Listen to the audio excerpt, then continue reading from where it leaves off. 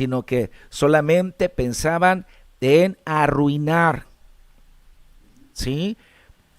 Pensaban, esto es interesante por la situación, la maldad, algo malo, física, social y moralmente, a ese grado, a ese grado, al grado en el que social y moralmente, sobre todo en ese tiempo, social y moralmente era algo irremediable. Recuerde lo que dice la Biblia, así como en los días de Noé, en los días de Noé, una multiplicación de la maldad. Así será la venida del Hijo del Hombre. Una de las características del tiempo de la venida de Jesucristo es el aumento desmedido de la maldad en el mundo. Y cuanto más crece la humanidad, cuanto más crecen las ciudades, las naciones, usted se va a dar cuenta que en las ciudades más grandes, en las naciones, hay mucha maldad. En todos los sentidos, en todos los sentidos. Llega el momento en el que la maldad tiene que llegar a su colmo. Para el tiempo del diluvio era de una forma distinta de vida. Ellos vivían mucho tiempo, así que no morían. Estamos hablando de pocas generaciones.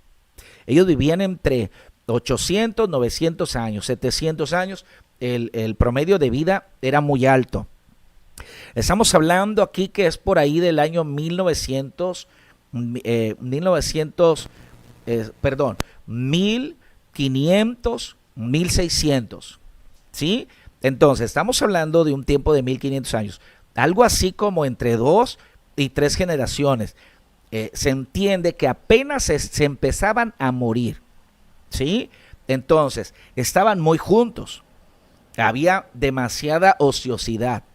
La gente, al no morir, algo tenía que hacer. Y como estaban alejados de Dios, entonces se volvieron los unos a los otros y ellos comenzaron a causar muchos males. Esta palabra que es interesante, todo designio, vio que todo designio de los pensamientos del corazón de ellos era de continuo solamente al mal. No había nada bueno ya en esa era antediluviana. El hombre diseñó su propia ruina. El hombre mismo determinó, como el barro, el alfarero que toma el barro en sus manos. El hombre tomó el destino de su propia existencia, apartado de Dios, siguiendo sus caminos, tomando en sus manos su propia voluntad. Entonces, el mismo hombre se arruinó. El hombre que camina sin Dios, hermanos, el hombre que se aleja de Dios va hacia la ruina. El hombre, hoy en nuestros días, están sacando a Dios de las escuelas, lo están sacando de todo el entorno social, están sacando a Dios de todo el plano del Estado. Y esto, no sé si usted se ha dado cuenta, pero cuanto más se aleja de Dios a los hombres, entonces los hombres se vuelven más duros. Los hombres se vuelven incluso violentos. Los hombres moralmente pierden todo principio moral y se entregan a la inmoralidad. ¿Por qué? Por el alejamiento de Dios. Entonces, cuando el hombre saca a Dios de la fórmula, del principio, el hombre está construyendo su propia ruina, ¿sí? Esto es algo que es interesante. Una era antediluviana que ya no había manera. La concepción, lo que ellos pensaban, los designios, era solamente al mal. Ok, entonces, llama la atención por este versículo, Génesis 6:6. Dice, y se arrepintió Dios de haber creado al hombre. Es la primera vez que se habla sobre esta palabra arrepintió.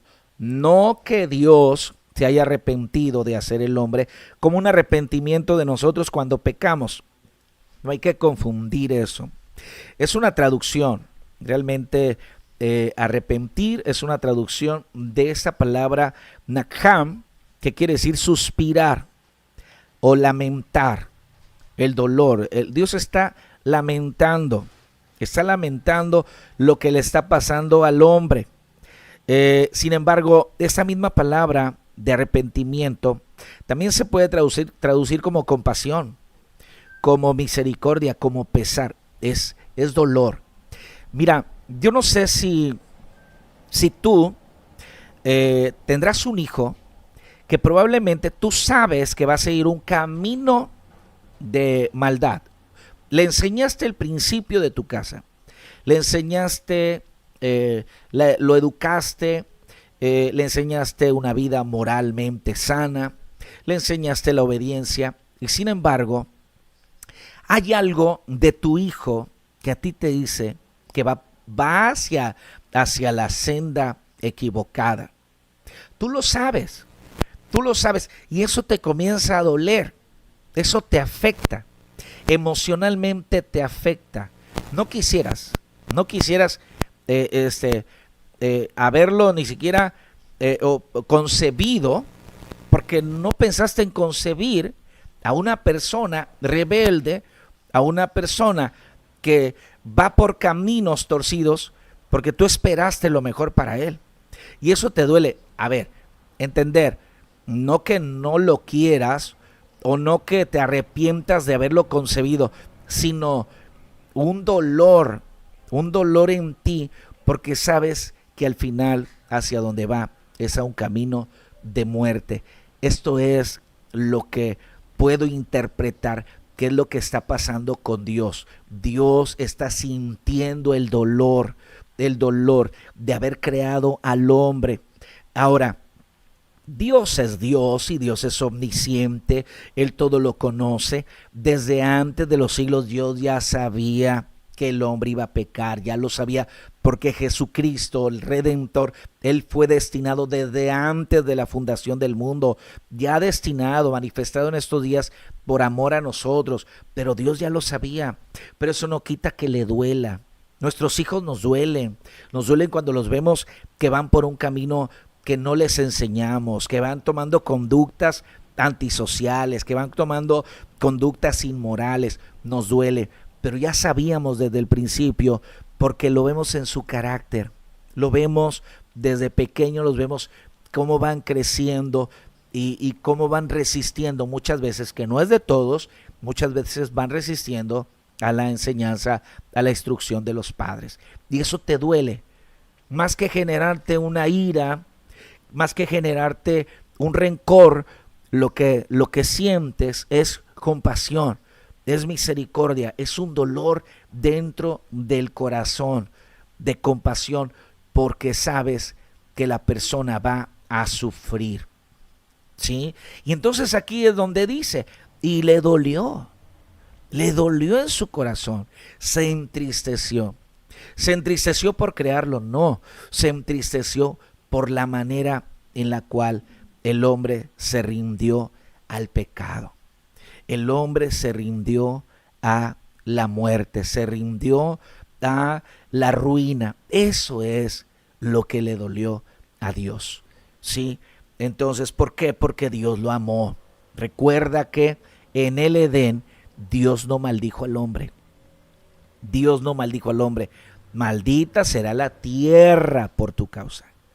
Y a quien sí maldijo fue a Caín, específicamente a Caín, a su línea, su descendencia.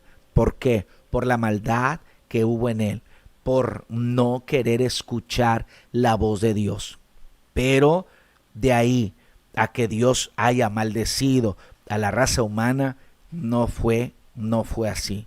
Y entonces Dios decide con dolor, con pesar, Él decide en Génesis 6:7, raeré de sobre la faz de la tierra a todos los hombres que he creado. Los voy a destruir, los voy a exterminar, los voy a borrar. ¿Qué? difícil decisión debió haber sido para Dios. Qué difícil decisión. Qué difícil tener que llegar a ese extremo. Que, hermanos, así como va la humanidad en el tiempo en el que vivimos, la humanidad le está diciendo a gritos a Dios que traiga el juicio. A gritos le está diciendo a Dios que vuelva a ejecutar juicio sobre la tierra. ¿Dios lo quiere hacer? No, dice el apóstol Pedro. No, Dios es paciente para con todos, para que los hombres se arrepientan. Pero Él es justo. Porque hoy es muy común escuchar a la gente, es que Dios es amor, dice la gente. Dios es amor. Dios no puede traer el juicio. Dios no puede traer un mal a las personas. No, es que el mal se lo provoca el mismo hombre. Y sí, Dios es amor, pero también se nos olvida que dice la Escritura que Dios es fuego consumidor. Y además dice la palabra, horrenda cosa es caer en manos del Dios vivo. Estos hombres no entendieron, no escucharon la voz de Dios, porque el Espíritu Santo, así como en nuestro tiempo, el Espíritu Santo siguió llamándolos al arrepentimiento, siguió llamándolos a una relación con Dios, pero ellos rechazaron todo intento de Dios para salvar a esa humanidad, para salvar a esa era prediluviana. Y juntamente con ellos se llevaron a las bestias, reptiles, las aves del cielo, todo lo terrestre, lo que volaba en los aires, todo iba a ser consumido por causa del pecado. Amén. Entonces, con Dios no se juega, hermanos. La gente quiere jugar con Dios. La gente quiere jugar con Dios. Quiere ver hasta dónde Dios permite, hasta dónde el Señor aguanta. De algunos llegan a negar, Dios no existe. Dios no existe. Así que si no existe Dios, no hay que darle cuentas a nadie. Y si no hay que darle cuentas a nadie, podemos hacer lo que nosotros querramos. Ok, dice el necio en su corazón, no hay Dios. El hecho de que el hombre diga que no hay Dios no quiere decir que Dios no existe y que Dios no va a ejecutar, porque Dios va a ejecutar su juicio sobre la raza humana siempre que la raza humana llegue al colmo de la corrupción. Ahora, no todos. Ahí es en donde encontramos que no todo en el hombre es malo, no todos los hombres están corrompidos. Siempre hay un remanente, siempre hay alguien que bueno, un tizón arrebatado del fuego, una pequeña luz en medio de la oscuridad. Siempre hay alguien que ha sido visto por Dios desde el cielo, y por esa razón es que Dios cambia el giro de las cosas. No que cambie el juicio, sino que cambia el giro de las cosas. Entonces dice Génesis 6:8, pero Noé halló gracia ante los ojos de Jehová. O sea, todos corrompidos. Imagínense cuánta gente había en todo ese tiempo, pues solamente estaban dedicados a multiplicarse. Cuánta era la gente que había sobre la tierra.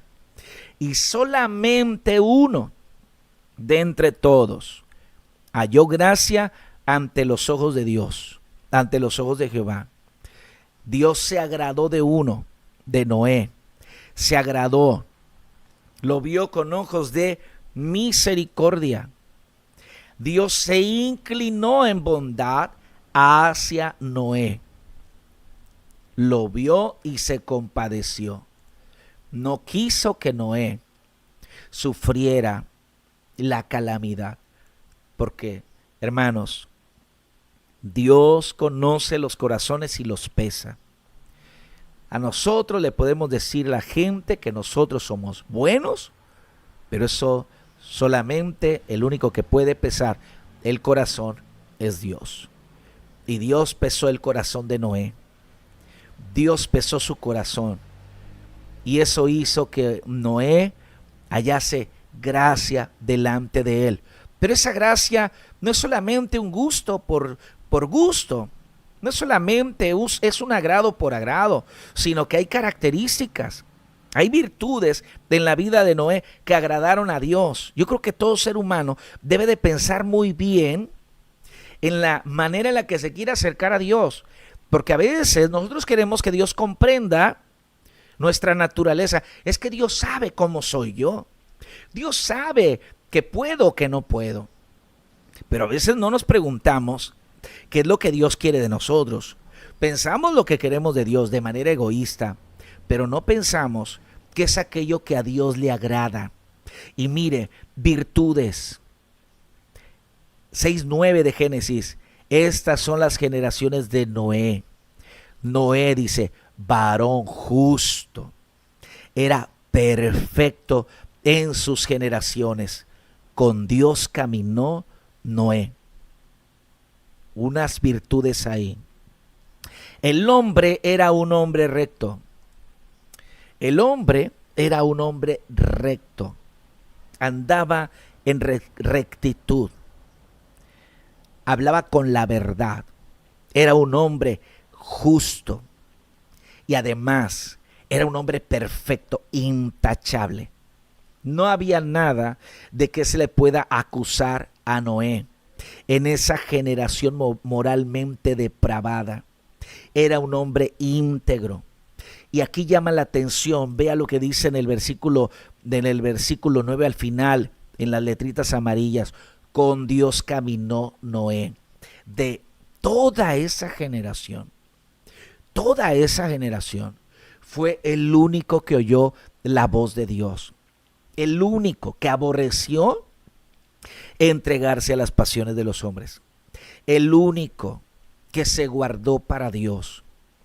A veces nosotros queremos seguir los patrones de conducta de la gente perversa. Queremos seguir los patrones de conducta de los inmorales. Queremos seguir los patrones de conducta de los que mienten, de los injustos, de la gente malévola.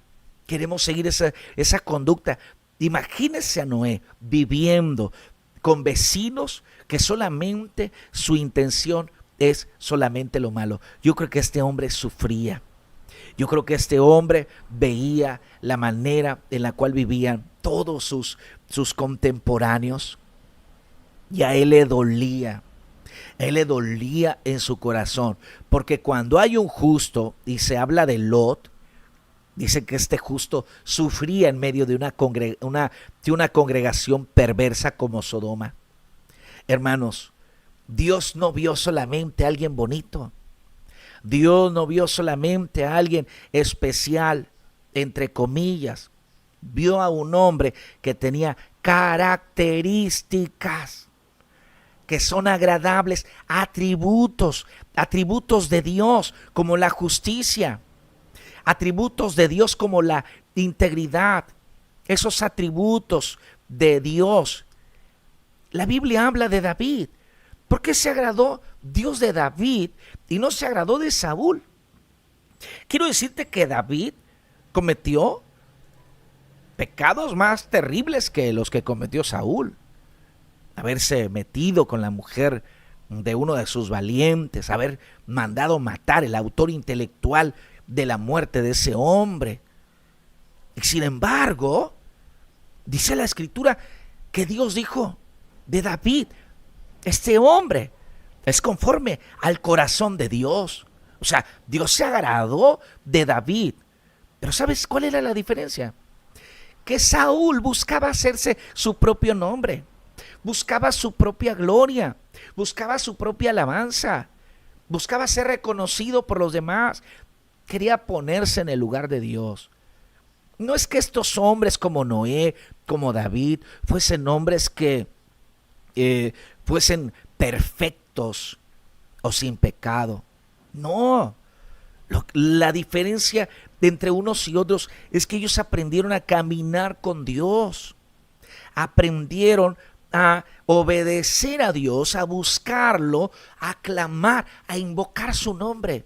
Eso es lo que hace la diferencia entre aquel perverso, malvado, que quiere seguir sus propios caminos, que no toma a Dios en cuenta en su vida, que no se consagra para Dios, que no busca hacer la voluntad de Dios. Esa es la diferencia entre el corazón mundano, pagano, perverso y el hombre que sí, en su imperfección, está tratando de agradar a Dios.